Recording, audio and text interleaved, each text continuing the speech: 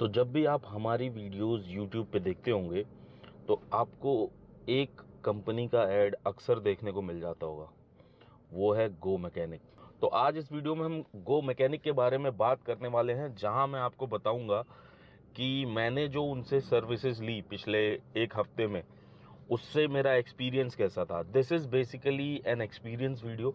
मैं किसी को फेम या डिफेम करने के लिए यहाँ नहीं बैठा हूँ, ना मुझे स्पॉन्सर्ड है ये कोई वीडियो या मुझे कोई पैसे मिल रहे हैं, ऐसा भी कुछ नहीं है किसी की तरफ से कि मैं किसी को फेम करूं या डिफेम करूं। ये मेरा अपना पर्सनल ओपिनियन है। हो सकता है कि आपका ओपिनियन इससे डिफ़र करता हो और आपके एक्सपीरियंसेस जो हैं इससे डिफ़र करते हो, बट मुझे लगा कि मुझे ये आपको बताना चाहिए, आपसे शेयर करना चाहिए, इवन गो मैकेनिक से भी शेयर करना चाहिए, so that they can improve their services. नमस्कार देवी और सज्जनों, मैं हूं अजय मिश्रा और आप देख रहे हैं आपका अपना यूट्यूब चैनल ऑटो इन्फोटेक। इस वीडियो में मैं आपको बताने वाला हूं कि गो मैकेनिक है क्या, वो काम कैसे करता है, कैसी उसकी सर्विसेज हैं एंड ऑल दीज थिंग्स।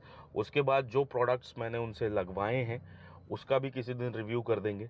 जैसे कि ब्लो पॉइंट का 980 की लार्गो लगवाया मैंने, वो मैं आपको दिखा दूंगा, उसका रिव्यू कर दूंगा, कैसे उसमें क्या फंक्शंस हैं वो सब बता दूंगा। एक OBD 2.0 लगवाया है मैंने, तो उसके बारे में बता दूंगा। लेकिन अभी फिलहाल क्या मेरे एक्सपीरियंसेस हैं मैं उसके बारे में आपको बताता हूँ इस वीडियो में।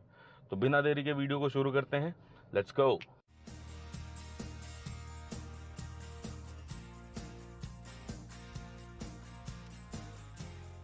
तो सबसे पहले बात करते हैं कि गो मैकेनिक है क्या, काम कैसे करती है एंड ऑल दीज थिंग्स। तो गो मैकेनिक जो है वो बेसिकली हम लोगों के लिए तो कह सकते हैं एक ब्लेसिंग इन डिस्गाइज है, क्योंकि शोरूम्स के अलावा जो रिकमेंडेड सर्विस सेंटर्स हैं उनके अलावा कोई भी ऐसा नाम नहीं था जिसे हम ट्रस्ट कर सकें और हम अपनी गाड़ी को उसे दे सकें। मतलब there were many, but go mechanic जो है वो अब एक बड़े प्लेटफॉर्म पे है। एक ऐप के थ्रू आप अपनी जो भी दिक्कतें हैं या जो भी स्पेयर्स आपको लगवाने हैं, सर्विसेज करवानी है, वो सब कुछ करवा सकते हैं। तो एक नाम होना बहुत अच्छी बात है मेरे हिसाब से। तो जो मेरा प्रेफरेंस है गो मैकेनिक की तरफ जाने का वो यही था कि जब भी आप कोई काम करवाएं ना, एक नाम होना चाहिए। जब एक नाम होता है उस काम के साथ जुड़ा, तो आपको एक रीएश्योरेंस रहता है कि जी मैं ये काम उससे करवा रहा हूँ तो ये चीज़ सही होगी।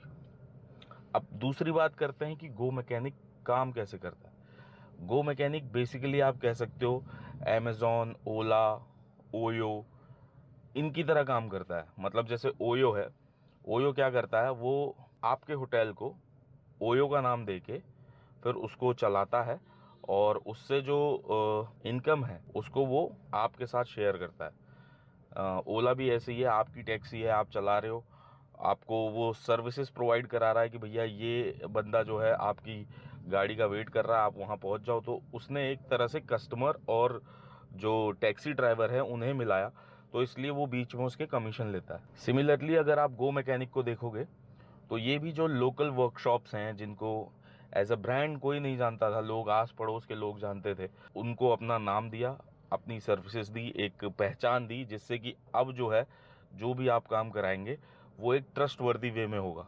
बट क्या एक्चुअल में ऐसा होता है? तो मेरा जो एक्सपीरियंस है मैं आपको बताऊं, मुझे नहीं लगता कि ऐसा होता है। क्योंकि देखिए, आप जैसे एड्स में देखते हैं ना कि गो मैकेनिक की टी शर्ट पहन के बंदा सैंडिंग, बफिंग या polishing and all these things कर रहा है, ये मतलब मैंने एक्सपीरियंस नहीं किया। मतलब मेरे पास अगर किसी को कोई डाउट हो तो मेरे पास एविडेंसेस भी हैं, मैंने वीडियोस बनाई भी हैं, बट मैं उसको यहाँ डालूं और उस इंसान की फ़ोटोज़ वगैरह, वीडियोस वगैरह लीक हों तो मुझे उससे कोई फ़ायदा नहीं होने वाला। बट मुझे नहीं लगता कि वो इस लेवल का काम होता है जैसा कि एड्स में दिखाया जाता है। काम सिर्फ वैसा ही होता है जैसे एक लोकल शॉप है, अब उसको आपने गो मैकेनिक के थ्रू टाई अप कर लिया, तो वो बस अब क्या है, उसके पास कुछ एक्स्ट्रा कस्टमर्स आ रहे हैं जो उसके दुकान पे या शॉप पे नहीं भी जाते थे, क्योंकि अब गो मैकेनिक से उसका टाई अप है तो वहाँ जा रहे हैं। तो इस वजह से ना उसका जो बिजनेस है वो बढ़ रहा है, विच इज़ ग्रेट। मेरे को इससे कोई दिक्कत नहीं है, कोई प्रॉब्लम नहीं है। मुझे प्रॉब्लम है काम करने के तरीकों से। अब मैं आपको कुछ चीज़ें दिखाता हूँ। जैसे मैंने इनकी जो 3 सर्विसेज ली उसमें से OBD 2 था, मैंने आपको बताया। दूसरा है मैंने इंटीरियर और एक्सटीरियर का डीप स्पा अपनी कार के लिए कराया था कि क्लीनिंग प्रॉपर तरीके से हो जाए, ठीक है। और तीसरा है ये ब्लो पॉइंट की लार्गो 980 जो मैंने लगवाया है। तो 980 का जो है मैं एक वीडियो आप लोगों के साथ शेयर करता हूँ। आप देखिए, वाइल रिवर्सिंग गाड़ी में ना लाइनें आ रही हैं, मतलब जो कैमरा है उसमें लाइनें आ रही हैं। सो अगर मेरे को इस लेवल की फिटमेंट करानी है, हाँ, ऐसा नहीं है, जो उनके सर्विस बडीज हैं बहुत अच्छे, बहुत जेन्युइन होते हैं और मेरे को भी पूरा सपोर्ट मिल रहा है वहाँ से, उससे कोई दिक्कत नहीं है। बट अगर पहली बार में ये कनेक्शंस वगैरह क्या कहते हैं सही तरीके से नहीं हो सकते, तो ये एक प्रॉब्लम है मेरे हिसाब से। मतलब आप कह सकते हो कि हाँ इलेक्ट्रिकल है, थोड़ा बहुत दिक्कत हो सकती है। मैंने 3 सर्विसेज ली, एक में तो कोई इनकी ज़रूरत ही नहीं थी इसलिए वो ओके है। 2 सर्विसेज जो कि एक स्पा है गाड़ी का, एक ये ब्लो पॉइंट है, दोनों में दिक्कत। वो जो चीज़ है, वो जो एक्सपीरियंस है मेरा वहाँ से ख़राब हुआ। ऐसा नहीं करते हैं मैं कि मुंह से कहूँ और आप विश्वास कर लें। मैं आपको चीज़ें प्रैक्टिकली दिखाता हूँ जिससे कि आपको दिखे कि अभी प्रोफेशनलिज्म के तरफ जाने के लिए गो मैकेनिक को बहुत सारे काम करने हैं। तो चलिए मैं आपको वो सारी चीज़ें दिखाता हूँ। तो मैंने ऑप्ट किया था गो मैकेनिक का डीप कार स्पा। आप यहाँ पर देख सकते हैं, कहीं पॉलिश का कोई नामो निशान है नहीं। ये चीज़ जो है विदाउट पॉलिश है। जहाँ पॉलिश लगाया है वहाँ पर, जैसे ये मेरा स्पीडोमीटर है, यहाँ पर इन्होंने इतना पॉलिश लगाया है कि वो पूरा ब्लर दिख रहा था। पॉलिश करने के बाद उसे पोंछना भी होता है, वो चीज़ इनके एंड से यहाँ पर हुई नहीं है। तो ये बहुत ही नॉर्मल है। अभी मैं इसकी इमेजेस भी आपको दिखा दूंगा, क्योंकि प्रत्यक्ष जो होता है ना वो सबसे सही होता है। ये गाड़ी की डिलीवरी मैंने आज शाम को ही ली थी, एक दिन पहले, और मैं आपको दिखा रहा हूँ। उसके बाद यहाँ पर देखिए, गियर नॉब लीवर के पास ये जो कचरा फंसा हुआ है वो फंसा ही हुआ है, इसको किसी ने निकाला नहीं। तो फिर ये डीप स्पा किस बात का है। यहाँ पर आप हैंड ब्रेक के पास देखिए कितनी गंदगी है, और ये गंदगी एज इट इज़ पड़ी हुई है, इसको कोई देखने वाला नहीं है। उसके बाद आप यहाँ, जहाँ पर हम सीट के साइड में देखेंगे, तो कितना ज़्यादा यहाँ पर स्क्रैचेस हैं। कोई पॉलिश का नामो निशान मुझे तो नहीं दिख रहा है। आपको दिखे तो आप बताइएगा। इस डोर पैनल पर आप मुझे दिखाइए कहाँ पर पॉलिश है। जहाँ पर है भी मुझे लगता है बस वो ऐसे ही लगा के काम चलाऊ काम किया है। और ये देखिए, यहाँ पर ये जो स्मजेस पड़े हुए हैं, जो दाग लगे हुए हैं फैब्रिक पे, उसको किसी ने हटाया तक भी नहीं है, उसकी कोशिश भी नहीं की। एजेस भी आप देख सकते हैं गंदे पड़े हुए हैं। तो ये जो है, ये लेवल है डिटेलिंग का। सिर्फ इतना ही नहीं है, और बहुत सारी चीज़ें हैं, मैं आपको धीरे धीरे दिखाता हूँ। रियर सीट पे देखिए, मैं आपको दिखाता हूँ। रियर सीट पे ये जो धब्बा पड़ा हुआ है, ये एज इट इज़ है। ये गाड़ी ड्राई क्लीन होने के पहले भी ऐसे ही था, अब भी ऐसे ही है। उसके बाद मेरा एक फ्लोर मैट यहाँ पे है, यहाँ से एक गायब है, आप देख सकते हैं। बोला कि मैं बाद में ला के दे दूंगा, इसके बाद मेरे को खुद जाना पड़ा था इसको लेने के लिए। तो ये इनका लेवल है डिटेलिंग का।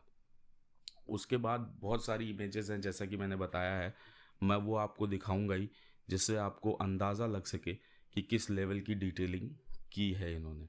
अब अगर मैं गाड़ी के फ्रंट में फिर से चलूँ एक बार और आपको ये डैशबोर्ड का एरिया दिखाऊं, तो आप देखिए, ये डैशबोर्ड के एरिया में कहीं भी पॉलिश नहीं दिख रही है। ये जो कागज़ के टुकड़े पड़े हैं, ये पड़े ही हुए हैं, इसको किसी ने हटाया नहीं। पता नहीं कैसा वैक्यूम क्लीनर चलाया है, मुझे नहीं पता।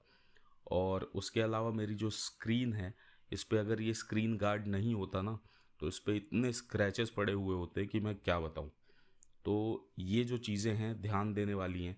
अगर आप एक देसी शॉप से ऐसे काम कराना ही चाहते हैं, तो फिर आपके ब्रांड होने का फ़ायदा क्या है, मुझे नहीं पता। अब यहाँ पर पहली इमेज देखिए, लेफ़्ट साइड वाली जो इमेज है इसमें आपको स्मजेस दिखेंगे। उसके बाद जो राइट साइड वाली इमेज है, उसमें आपको पॉलिश का रेसिड्यू है वो देखने को मिल जाएगा। ये जो दूसरी इमेज आ रही है, इसमें अगर आप देखें तो आपको दिख ही रहा होगा कि ये मैंने आपको पहले भी वीडियो में दिखाया है कि जो डोर पैड्स हैं, जहाँ पे फैब्रिक लगा हुआ है, वहाँ पे कोई क्लीनिंग की नहीं गई है। डैशबोर्ड एरिया में कोई पॉलिश नहीं लगाया गया है। तो ये जो है, ये चीज़ें थोड़ा डिसअपॉइंट करती हैं एज अ कस्टमर। उसके बाद फुटरेस्ट एरिया में और क्वार्टर ग्लास एरिया में आप धूल देख सकते हैं कितनी ज़्यादा छोड़ी हुई है। तो ये चीज़ें मेरे को लगता है कि एक ब्रांड की तरफ से नहीं होनी चाहिए। उसके बाद मैं दिखाता हूँ अपनी नंबर प्लेट। नंबर प्लेट में अगर आप देखेंगे तो ये जो ब्लैक लाइन होती है नंबर प्लेट के किनारे, रबिंग करते समय उसे भी उड़ा दिया गया है। तो किस लेवल की रबिंग करते हैं ये लोग, आप इससे समझ सकते हैं। उसके बाद अगर आप मेरा स्पीडोमीटर देखें तो ये रात के टाइम फ़ोटो ली थी जब रिसीव हुई थी, तो आप देख सकते हैं कितना ज़्यादा इस पर पॉलिश लगा के उसको एज इट इज़ छोड़ दिया गया है। तो ये भी एक डिटेलिंग का लेवल है जिसको सुधारने की ज़रूरत है। उसके बाद अगर आप डोर हिंजेस देख रहे हो यहाँ पर, तो डोर हिंजेस में देखिए कितनी ज़्यादा धूल फंसी हुई है। अगर आप डीप स्पा के पैसे ले रहे हैं तो किस हिसाब से ले रहे हैं, मेरी समझ नहीं आ रहा। आपको ये जो प्लान है इसमें इंटीरियर की dry cleaning without opening your seats and all होनी चाहिए, एक्सटीरियर की पॉलिशिंग होनी चाहिए, लेकिन ऐसी होनी चाहिए कि कस्टमर खुश हो जाए। ऐसी नहीं होनी चाहिए कि आप उसे परेशान करें और वो और ज़्यादा दुखी हो जाए। तो ये चीज़ें ध्यान देने वाली हैं। उसके अलावा कुछ और वीडियोस हैं जो मैं आपको अभी दिखाता हूँ। मेरे को जाना पड़ा था गो मैकेनिक के पास उसे सही कराने के लिए। तो चलिए आगे चलते हैं और दिखाता हूँ। जब मैंने आपसे कैमरा इंस्टॉल कराया तो आपको सेटिंग्स भी करके देनी चाहिए। कार देखिए मेरे लेफ़्ट में है लेकिन वीडियो प्लेयर में राइट में दिखा रही है। तो ये सेटिंग जो है अगर वीडियो प्लेयर में आपको करनी है तो वो आपको करनी चाहिए, ऐसे तो मेरा एक्सीडेंट हो जाएगा। तो ये जिम्मेदारी तो आपकी है ना, जब आप कैमरा इंस्टॉल कर रहे हैं तो जो लेफ़्ट की चीज़ है वो लेफ़्ट में ही दिखाए, राइट की चीज़ जो है वो राइट में ही दिखाए। नहीं तो मेरी सेफ्टी का क्या होगा, आप बताइए खुद। तो इस लेवल की डिटेलिंग क्या आपको चाहिए, आपको क्या लगता है? और गो मैकेनिक क्या आपको इस पे इम्प्रूवमेंट नहीं करना चाहिए? आपकी जो राय हो कमेंट में ज़रूर बताइएगा मुझे, क्योंकि मुझे तो नहीं लगा कि ये डिटेलिंग किसी भी लेवल की थी। तो आपको मैंने दिखाई दिया है कि क्या मेरा ओवरऑल एक्सपीरियंस था। ये कुछ चीज़ें ऐसी हैं जो मैं शायद आपको कैमरे में दिखा भी नहीं पाया। अब अगर एक ब्रांड में और एक देसी वर्कशॉप में इतना भी डिफरेंस नहीं होगा तो मुझे नहीं लगता कि चीज़ें कुछ वैसी मज़ेदार हो पाएंगी। तो मेरा सजेशन है गो मैकेनिक को कि जो आपके सर्विस स्टाफ है या जो भी है, मेरे को उससे कोई मतलब नहीं है कि आप किससे टाई अप करते हैं, क्या करते हैं, लेकिन जो एक्सपीरियंसेस आप देने की कोशिश करें वो जो लोकल वर्कशॉप वाले हैं ना उनसे बेहतर देने की कोशिश करें। अगर आप उनसे बेहतर एक्सपीरियंसेस नहीं देंगे लोगों को तो लोग आपके पास आएंगे नहीं। कुछ चीज़ें हैं जहाँ पे आप अच्छे हैं, मैं उसकी भी तारीफ़ करना चाहूँगा। जैसे जो सर्विसेज हैं वो अफोर्डेबल दामों में है। शोरूम में वही गाड़ी आप सर्विस कराने जाओ नॉर्मल तो आपसे 6-7 हज़ार ले लेते हैं, इनके पास जाओ तो 3-4 हज़ार में हो जाती है, तो दैट इज़ गुड। बट जो शोरूम का एक्सपीरियंस है वो मैंने देखा है कि 90% ऑफ द केसेस में ठीक ठाक होता है। बट मैंने आपसे जो 2-3 सर्विसेज कराई उसमें तो मेरा एक्सपीरियंस कुछ ज़्यादा अच्छा नहीं था। हाँ, ये है कि रिजोल्यूशन के लिए अगर आप फ़ोन करो तो इनके जो सर्विस बडीज़ हैं वो अच्छे हैं और वो रिस्पॉन्ड भी करते हैं। बट रिजोल्यूशन देने की ज़रूरत क्यों पड़ रही है? मतलब इक्के दुक्के केसेस की बात छोड़ देते हैं। मैंने मतलब एक तरह से 2 सर्विसेज कराई, दोनों में ही मेरे को रिजोल्यूशन लेना पड़ रहा है। मतलब मैं सैटरडे को अपनी गाड़ी दूँ फिर संडे को उसे ठीक कराने जाऊँ, तो मेरे तो दोनों दिन ख़राब हो गए। तो ये जो एक्सपीरियंसेस है छोटे-छोटे, ये आपके जो ओवरऑल एक्सपीरियंस है उसको ख़राब करते हैं। तो यही है मेरा कहने का कि अगर आप गो मैकेनिक की आपने अगर एक ऐसी इमेज बना रखी है कि जैसे एड्स में दिखाया जाता है, तो वैसा मेरे हिसाब से अभी तक जो मैंने देखा है वैसा बिल्कुल नहीं है। मतलब it's just a normal thing कि एक जो आपके पड़ोस में जो वर्कशॉप थी अब वो गो मैकेनिक से टाई अप हो गया है उसका, तो उसके कुछ जो बेंचमार्क हैं, कुछ स्टैंडर्ड्स जो हैं वो अप हो गए हैं। But they are not like कि मतलब आउट ऑफ द बॉक्स हो गए हैं या लीग ही छोड़ दी उन्होंने। They are there and there about, मतलब कुछ ज़्यादा विशेष अंतर पड़ा नहीं है। हो सकता है पहले अगर उनकी क्वालिटी को हम 10 में से मतलब 7 नंबर देते थे तो अब 7.5 दे देंगे, इससे ज़्यादा कुछ नहीं हुआ है। तो मेरा जो एक रिक्वेस्ट है गो मैकेनिक से कि आप अपनी सर्विसेज को और बेहतर करने के लिए थोड़ा और प्रयास कीजिए।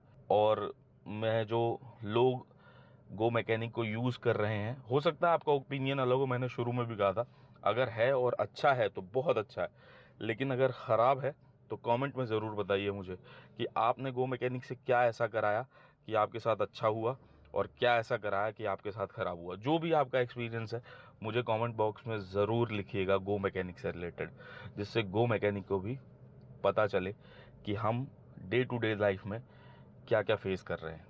और वो एक बेहतर कंपनी बन सकें। It's just that. तो आज की वीडियो में यही है। अगर ये वीडियो पसंद आई हो तो वीडियो को लाइक कर ज़रूर कीजिएगा, जितना हो सके इसे शेयर कीजिएगा अवेयरनेस बढ़ाने के लिए, और हो सके तो आपके अपने यूट्यूब चैनल ऑटो इन्फोटेक को सब्सक्राइब कर लीजिएगा। और जाते जाते सिर्फ यही एक बात कहूँगा कि जो देश के साथ खड़े हैं उनके साथ खड़े रहिए। जय हिंद, जय भारत। वीडियो देखने के लिए आप सभी का बहुत बहुत धन्यवाद।